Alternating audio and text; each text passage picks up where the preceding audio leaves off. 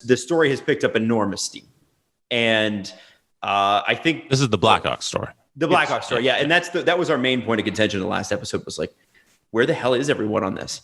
And right before the show, Katie Strang and others from The Athletic put out an article talking about Nick Boynton. But there's been a lot of updates since. So obviously now we know that the Blackhawks have hired an independent investigative team. And this is a law firm, a big law firm in the United States. And I'm just pulling it up right now because my computer at this very moment has chosen to freeze everything on me. But the reality is, and I can name the law firm in a second, Daryl Wirtz, who is the son of Bill Wirtz, the original owner of the Chicago Blackhawks, or the second owner, whatever. The Wirtz family's owned them forever and ever. He's now the president. He took over for John McDonough right before the pandemic. Remember, there was like that random firing, and we were like, what happened there? Oh, yeah. Well, John McDonough was the president for a long, long time, and I believe he was supposedly in the room when Stan Bowman and whoever else was there from the Blackhawks organization said, we're not reporting this to the cops. This original sexual assault allegation.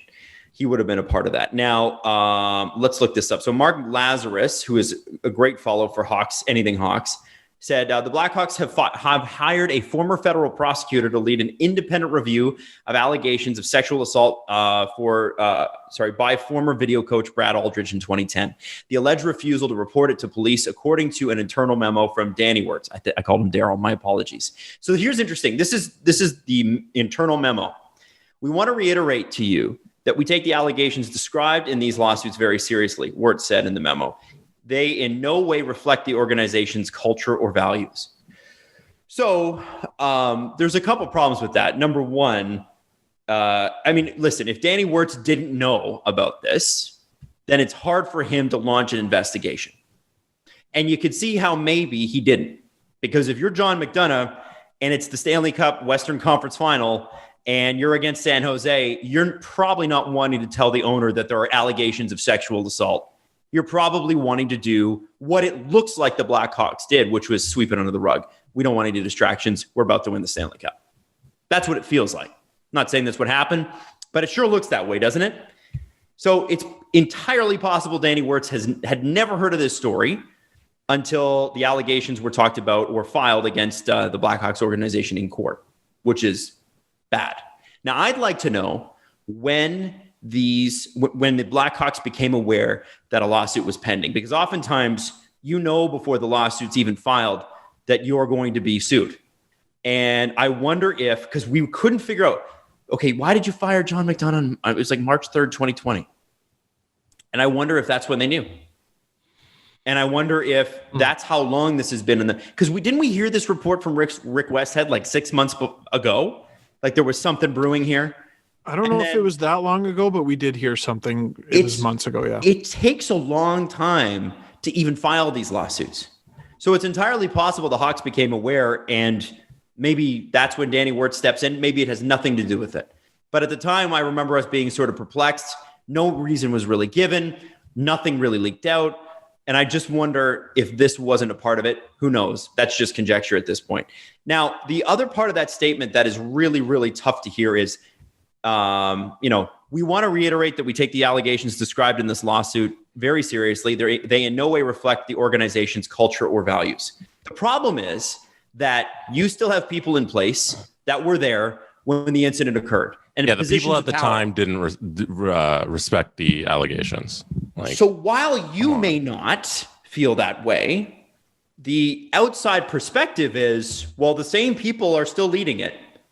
And unless they've gone to school to fix this, or sensitivity training, or they've read a fucking book in the last 10 years that isn't to do with hockey, I haven't seen anything that says that doesn't reflect your culture or values. And I have to be honest with you, the Blackhawks culture and values behind the scenes and on the ice, frankly, because there have been incidents involving Blackhawks players that are sexual assault incidents. Let's just be straight about it. At what point do we not acknowledge the fact that maybe there's a problem here? Maybe there's been multiple of this, and maybe they're unrelated and disparate, whatever you want to call it, but it's happened at the same organization. So I think, as much as anything, the values of the Blackhawks organization are on trial, and they're not even in court yet, and they're on trial right now. And there's the tentacles of all this, right? So Stan Bowman is still there in Chicago. Kevin Cheveldayoff, who could have potentially known, is now the GM of the Winnipeg Jets. Mark Bergevin, who could have potentially known, although he says he doesn't or didn't. I'd like to talk about that in a second. Sure, you're right. He's the GM of the Montreal Canadiens. There's Joel Quenneville, who could have potentially known. Now he's the head coach of the Florida Panthers. And someone brought this up. Stan Bowman is the GM of Team USA for the 2022 Olympics. Stan Bowman, yes. Also, there's other wrinkles to this too, because apparently, and I keep getting his name mixed up. So it's Brad Aldrich. His father is fairly high up in the San Jose Sharks organization. He's the head equipment manager and has been since 1995. Ron Wilson was the head coach of the Olympics in 2010, the Olympic team in 2010. Right. Ron Wilson, who I believe at the time was the Leafs head coach, but had been previous to that San Jose's head coach, and was close with the Aldrich family. Apparently, Brad Aldrich was a video coach for Team USA at those Olympics as well. He was not a guy that people were kind of surprised that he was picked for that. So that I don't remember. What a key distinction here is he was those Olympics happened several months before the allegation. Yeah. It was about 4 months. Mm-hmm. About 4 months. So I was thinking about that too. And I was trying to separate that Team USA from all this because there wasn't anything reported yet. But maybe it has to do with the fact that there are families of people, as there is in any industry, ingrained in the industry. Mm. And you have a guy like Aldrich, who Stan Bowman would probably have known his father, because hockey's a small circle. Like, you think that these guys don't all know each other. They know each other, and they know each other's families. They know everybody. It's not a large group of people. It's like a small town, the NHL. It's like literally like a small town of like 5,000 people. Everybody knows everybody. And so you've got Stan Bowman, who knows Aldrich's dad. It looks a little odd that he would write a letter of recommendation and then kick him out the door. You can draw conclusions through nepotism from, hey, his dad works in this hockey organization. He got this job. Then things happened with the Blackhawks and nobody really wanted to speak about it because they know this part of the family. And they know his dad or whatever. And you can draw conclusions based on all that stuff. And I think it's very true based on what you just said, Adam, is that hockey is a very close-knit community where everybody kind of knows everybody. And so not that it happened, right? But it sure looks that way, doesn't it? And when it sure looks that way, it needs to be investigated. That's my point. Key distinction, that letter of reference, I think they're disputing that, and I don't know if they have proof yet. Interesting. If that letter exists, it's a key piece here, and like if it was ever written, it still exists. Well, we're not lawyers and judges. No, but it's Aldrich. If he was let go, was he let go with cause or without? Because that would have to be filed. Or was he allowed to resign? Right. So this is these are all the things that are going to happen now. So Reed Shar of Jenner and Brock, it's a law firm, is leading the review, and this is an independent review. Mr. Shar and his firm have significant experience conducting independent investigative reviews, have no previous ties to the Blackhawks organization, and have been directed to follow the facts where they lead. So, according to Mark Lazarus, so that's likely to serve as the Blackhawks' only comments about the lawsuits and allegations for the time being, which at least finally we got something, right? That's a very good thing that an independent body has been brought in to investigate this situation. That is fantastic news. Now, Steve, you bring up Katie Strang, correct? Yeah. I'm trying to remember exactly I've got the tweet here. Okay, do you? Because I've been sending so much stuff to you guys. There's so many angles to this. Yeah. Here, so what in particular? Said, the firm hired by the Blackhawks to investigate Brad Aldrich allegations, Jenner and Brock, also represented USA Gymnastics in bankruptcy proceedings in the wake of the Larry Nassar scandal. So basically, you declare bankruptcy because it was like a $520 million lawsuit that that the former athletes won against USA Gymnastics. It was a crazy, crazy big number. Yep. And it was groundbreaking. It was a huge victory. So oftentimes what companies will do is declare bankruptcy to have those payments reduced, or say, hey, we don't have the assets to do this, or whatever it is. And I think it's important to know that fact, but I also think it's important to know that is maybe not representative of it's a law firm. There's accounting lawyers, there's criminal lawyers, there's investigative lawyers. Like there's a lot. I don't think you should be taking anything from that, really, other than they have experience with big sports stories in the media. Yes. Like I think that's a fact, but other than that, like I don't want to question the credibility of lawyers. Like that's right. Not something. I mean, because you got to remember that these guys, and everybody hates lawyers. I get it, but these guys have to maintain their reputation. Yeah. If they fuck they're not going to get jobs like this again. They're not going to get big money jobs. I've seen videos from lawyers, like there's this guy who sort of does Q&As, and they're like, would you defend this person? Would you defend this person? And he's like, oh, I've defended worse than them. I've defended this guy. I've defended that guy. He's like, this is my career. Yeah. This is my job. And everyone's entitled to a lawyer.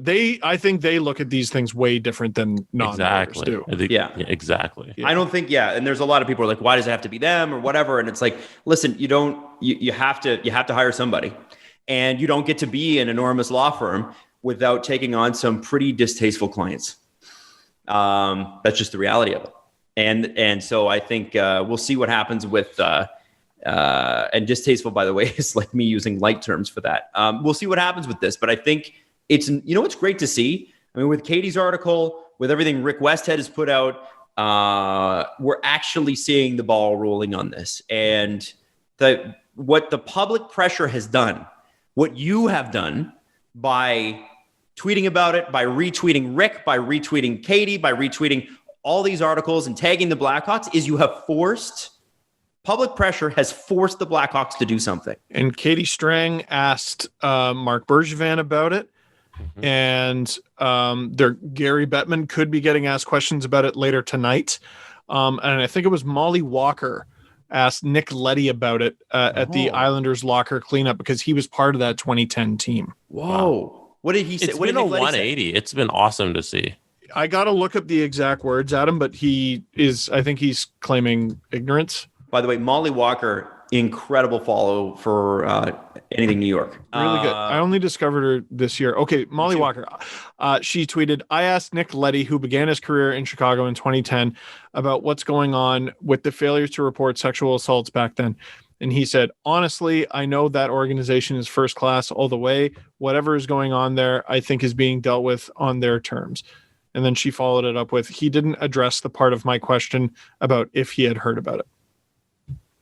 So that's that. That's it. But now we have Sopel on the record, Boynton on the record, Leddy on the record. So and Leddy knew. Boynton and Sopel are saying everybody knew. So you knew. And Friedman made a good point on 31 Thoughts. He's like, once the Stanley Cup final is done, front offices are then at the forefront. Right? You're going to be taking questions heading into the draft, heading into the expansion draft, heading into free agency. You're going to be holding press conferences. You're going to be issuing press releases. They're going to have to answer questions. Well, that's what I said a week ago. I said eventually Stan Bowman has to do a press conference. Eventually Stan Bowman. I kind of think this is out of his hands. I think it might go above his head. He has to, but he's going to have to step in front of a camera. He has to. He's got a team to run. He's the general manager of the Chicago Blackhawks. And this is the thing. Like I said to you, like last Monday, he'll have to be in front of the camera. Can I make a prediction? He's fired before he gets that opportunity. I think there might be some merit to that. I don't even know if there'd be a firing. I would not be surprised if there was a resignation.